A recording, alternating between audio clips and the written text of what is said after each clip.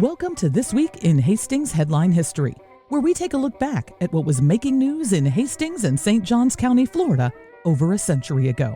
In this podcast, I'll share stories directly out of the pages of the Hastings Herald, which was published weekly in the early 1900s. So let's go back in time for some of the top news stories from this week in February 1920.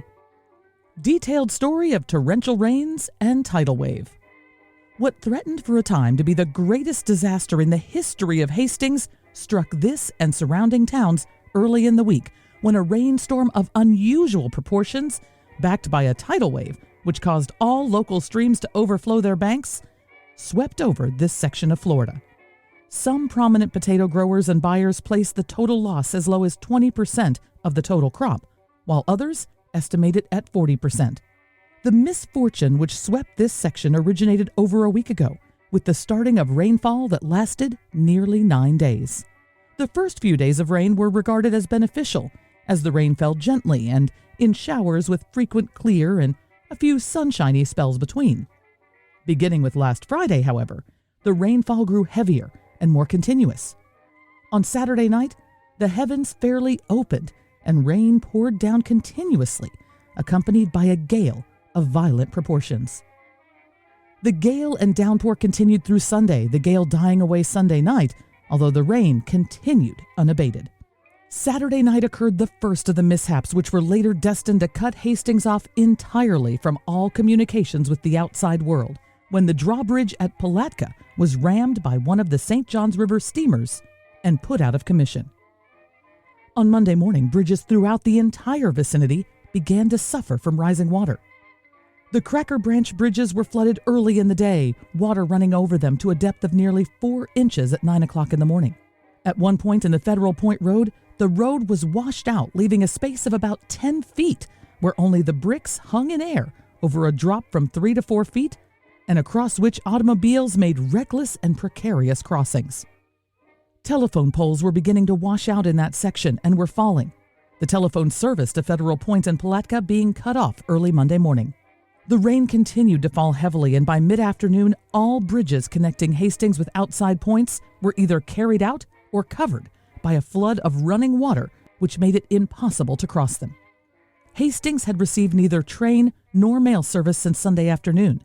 Late Monday, all telephone and telegraph connections were cut off, and the closing of the bridges removed the last connection to other points of the state. Late Monday night, the rain slacked and virtually stopped falling. But what area of Hastings had not already received its full share of hard luck?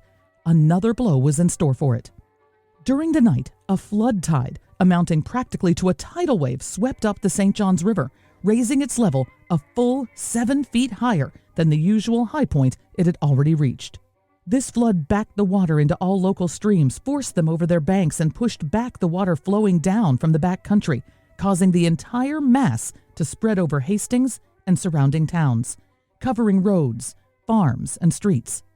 Hastings awoke Tuesday morning to find Deep Creek backed up from its proper bed to over a mile away, to the very doors of the Hotel Hastings.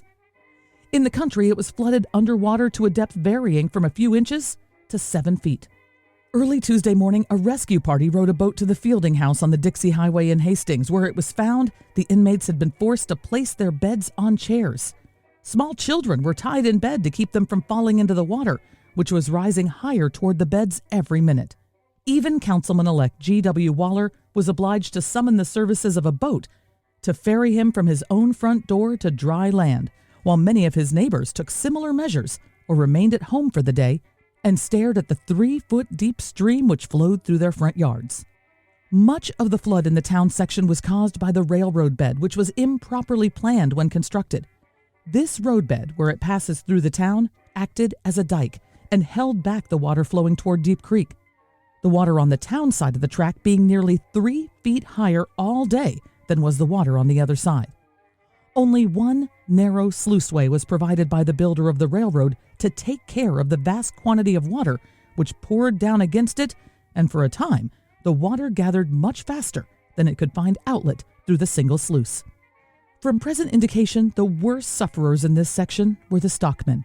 From all sides have come reports of hogs and cattle drowned in the swamps and low places back in the woods. So, how much rain fell? Well, one measuring gauge in St. Augustine measured 14.65 inches over the multi-day storm. Despite the flooding, there was other news this week in 1920, including a story that was serious, but the paper reported it in a very sarcastic manner. Second town election is declared void.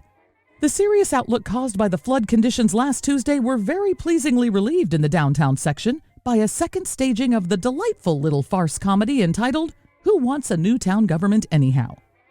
This skit is apparently owned and copyrighted by the town of Hastings and is produced at town expense whenever St. Johns County is in need of something humorous to cheer it up. To all intents and purposes, the voters of Hastings turned out on Tuesday to elect a new mayor and 6 new councilmen. Then the circus commenced. It developed that the man voted in as mayor, Dr. Paget, in spite of his best efforts to qualify as a voter previous to election, had finally been defeated by the flood conditions, which rendered it impossible for passengers or mail to go between Hastings and St. Augustine. His land taxes had been paid, but through a misunderstanding, he was unable to show a receipt for the poll tax. Furthermore, he was unable to either get to St. Augustine to pay his poll tax or send a check. His election, therefore, was declared void.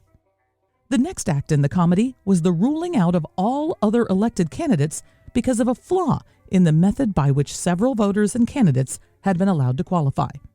Thus, after 2 consecutive elections, Hastings still finds itself with a patchwork government consisting of holdovers from the previous year, members who have resigned but whose resignations have not yet been accepted, and a vacancy or 2 resulting from the removal of town of other members. Mayor R.M. Burt, who is not a candidate for re-election, is yet mayor per force, and the old council yet comprises the government. Thursday, Mayor Burt issued an official proclamation in which he declared the recent election void and fixed a date 3 weeks hence for the holding of a third, and it's hoped, final election. On to this week's Talk of the Times, where I give you a glimpse of what people were thinking over 100 years ago. This time I have an editorial from the Hastings Herald in February 1920. This editorial is in response to a national medical story at the time. It was of a Dr. Brinkley, who claimed that transplanting goat testicles into men was a cure for impotence, fertility issues, and a number of other ailments, and the surgical trend was catching on and getting a lot of press. The title of the editorial in response was An Interesting Experiment, and it reads, "Whether the doctor who claims to have discovered the secret of almost perpetual life through grafting the glands of goats into the human body is a faker, a misguided enthusiast, or a public benefactor, time alone will tell. Taking such liberties with the human mechanism is a step which may well be accompanied by unexpected and undesirable results. Suppose, for instance, the glands of the goat should exert on our human system an influence toward a complete alteration of our appetites. It would be an awful blow to the poor food profiteers if we should all suddenly stop eating in accordance with our present habits and develop instead a marked passion for discarded tomato cans and back-number magazines. If in the future we are to purchase our food supply from the junk dealer instead of the grocer, will this overturn of accepted custom make the office of food controller and minister of munitions identical? Of course, the businessman who lunches in town each noon will be benefited by a system which allows him to read the sporting pages during his noon hour while he makes a solid meal from the editorial page of the same paper and tops off with a light dessert culled from the comic section. However, won't the effect on housekeeping be detrimental? If the head of the house is likely on any evening to make a bedtime snack of the room or pick a sheet off the clothesline, it seems possible the women will become discouraged and, as a result, the sickness of our houses will degenerate. But most horrible of all possibilities, what will be the effect on the future of the race? Will we, in time, become a race bearing the physical aspects of Old Doc Yak, once popular in all comic sections? If so, how will new Easter bonnets fit over the horns? Surely this new departure from the established role of medical science is one which demands much thought and investigation before it is allowed to become really popular. I hope you enjoyed this week's edition of Hastings Headline History. This podcast was brought to you by Presenting the Past, bringing history back to the present through historic presentations and the sale of treasures from days gone by. This episode was written and produced by me, Michelle Murillo. with the aid of vintage copies of the Hastings Herald. Now it's time for this week's musical memory when we listen back to a song that everyone was listening to 100 years ago.